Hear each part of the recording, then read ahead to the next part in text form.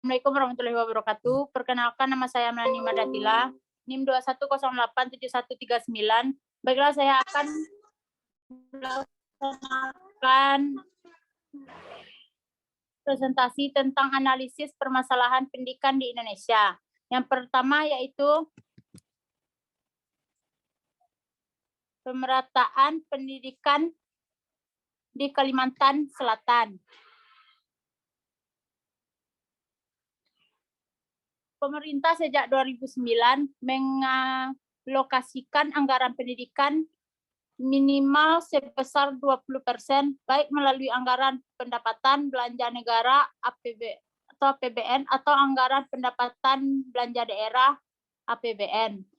Sebagai pelaksanaan Undang-Undang Dasar Pasal 31 Ayat 4 Undang-Undang Dasar Negara Republik Indonesia 1945. Tapi lebih dari 10 tahun berlalu, harapan dari besarnya anggaran tersebut masih belum sepenuhnya bisa dinikmati. Sebagaimana di Banjarmasin, pos edisi Jumat, tanggal 19 bulan 1 2020, ada 3 isu pendidikan yang diangkat di hari yang sama. Pertama, mengenai ketiadaan tempat pendidikan di Dusun Batumen, Desa Uren, Kecamatan Halong, Balongan.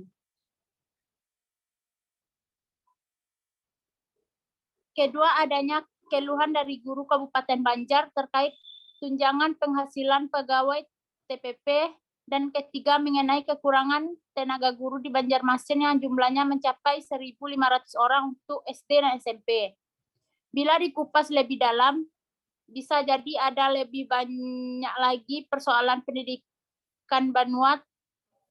Tak terhitung berapa kali berita mengenai sekolah rusak atau kekurangan fasilitas dan guru yang menjadi perhatian publik. Melihat permasalahan ini, isu pendidikan harus menjadi perhatian dari para calon kepala daerah yang akan berlaga di Kalimantan Selatan pada 2020 ini. Bukan sekedar retorika, masyarakat menunggu program konkret dari para calon pemimpin Kalimantan Selatan karena beberapa permasalahan tersebut bersifat real ada di depan mata. Masalah kekurangan guru di Banjarmasin, umpamanya dengan kekurangan sebanyak 1.500, tak akan selesai dalam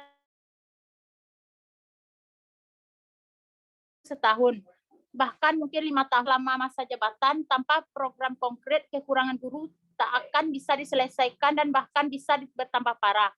Karena setiap tahun bakal ada guru yang pensiun. Dari 3 persoalan itu pula harus disadari bahwa masalah pendidikan masih menjadi pekerjaan rumah yang berat. Alokasi 20% anggaran untuk pendidikan jangan sekedar formalitas, tetapi juga harus bisa menjawab berbagai persoalan yang muncul di tingkat lokal. Karena pemerataan kualitas pendidikan bukan semata tanggung jawab pemerintah pusat, tetapi juga pemerintah daerah. Upaya ini tidak mungkin terwujud tanpa dukungan alokasi anggaran yang memadai. Yang selanjutnya yaitu faktor yang mempengaruhi berkembang permasalahan. Keterbelakangan sarana. Masyarakat kita yang umumnya berada di daerah terpencil yang ekonominya lemah dan kurang terdidik akan mengalami keterbelakangan sarana kehidupan. Letak geografis Indonesia seperti yang kita ketahui bahwa Indonesia mempunyai wilayah yang sangat luas dan ini mungkin akan berdampak pada tidak meratanya pendidikan di Indonesia, khususnya daerah terpencil. Faktor SDM atau sumber daya manusia, faktor ini sangat menentukan dalam pemerataan pendidikan. Kekurangan sumber daya manusia seperti tenaga pendidik akan memicu permasalahan pendidikan.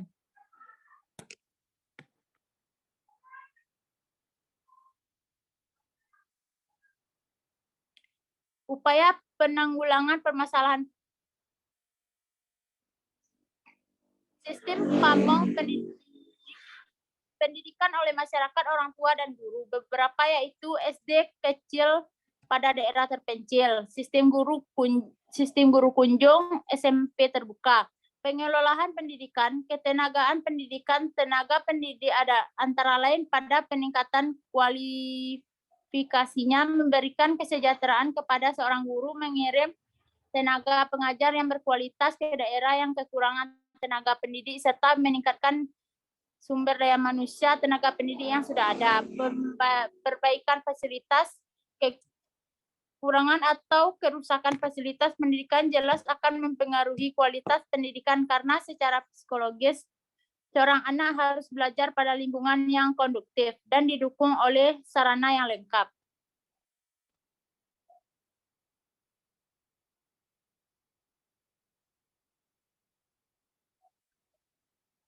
Selanjutnya yaitu kuantitas pendidikan di Palangkaraya. Palangkaraya, anggota Komisi C DPRD Kota Palangkaraya, Mukarahma, mengungkapkan kondisi siswa yang berlebih dalam satu kelas akan mengganggu proses belajar mengajar. Bahkan kualitas proses belajar mengajar akan terpengaruh karena jika peserta didik menumpuk dalam satu kelas, tidak hanya pendidik yang akan mengalami kualitas belajar, melainkan para pendidik juga akan merasakan tidak berkembangnya pengajaran yang diberikan. Ungkap Mukarama menyikapi rasio jumlah siswa per kelas di sekolah Kota Palangkaraya. Sedangkan sekolah lanjutnya juga akan sedikit banyak mendapat dampak dalam hal pengaturan. Dalam Permendikbud, menurut Mukarama, rasio siswa per rombongan belajar rombel kelas telah dilihat dalam sudut pandang perbandingan. Misalkan 32 siswa SD atau MI, maka sebanding dengan jumlah 6 orang guru per satuan pendidikan. Begitu pula dengan jumlah siswa pada SMP atau MTSN per kelas. Dengan jumlah 36 siswa, maka sebanding pula dengan jumlah 6 orang guru per satuan pendidikan. Karena Selanjutnya, Kemendikbud mengingatkan setiap daerah dapat menerapkan sistem zonasi penerimaan siswa baru agar sekolah tidak menerima sebanyak mungkin siswa baru. Di sisi lain, agar ada pemerataan jumlah siswa di setiap sekolah. Politis Nasdem ini menyebut dulu banyak sekali sekolah favorit yang melebihi kapasitas ruangan dalam menerima siswa, sedangkan sekolah yang dinilai tidak favorit juga jumlah siswanya sedikit.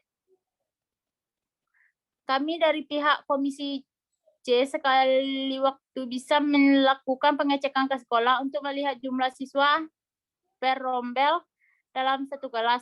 Apakah rasio sesuai atau tidak, ini mesti perlu diperhatikan oleh setiap sekolah.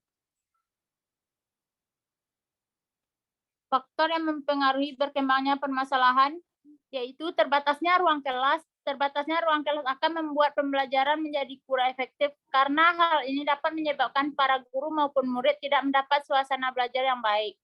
Tentu jika pada guru maupun murid tidak mendapat suasana belajar yang baik, maka apa yang ingin disampaikan oleh guru tidak terserap dengan baik dan murid. Hal ini tentu saja menyebabkan proses belajar mengajar tidak mencapai tujuan. Jumlah siswa salah satu kelas maksimal hanya 28 orang. Upaya penanggulangan permasalahannya yaitu 1. Menambah ruang kelas baru agar tidak terjadi oversiswa di dalam satu kelas. Tentu saja fasilitas sekolah tersebut harus ditambah seperti menambah kelas baru di dalam sekolah sehingga kapasitas dalam satu kelas itu sesuai dengan kapasitas yang dapat ditampung. Menyeleksi siswa yang masuk.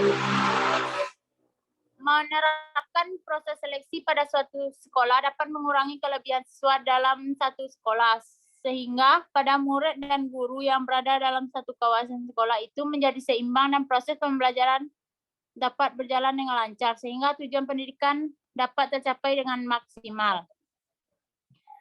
Baiklah, hanya itu presentasi dari saya. Terima kasih. Assalamualaikum warahmatullahi wabarakatuh.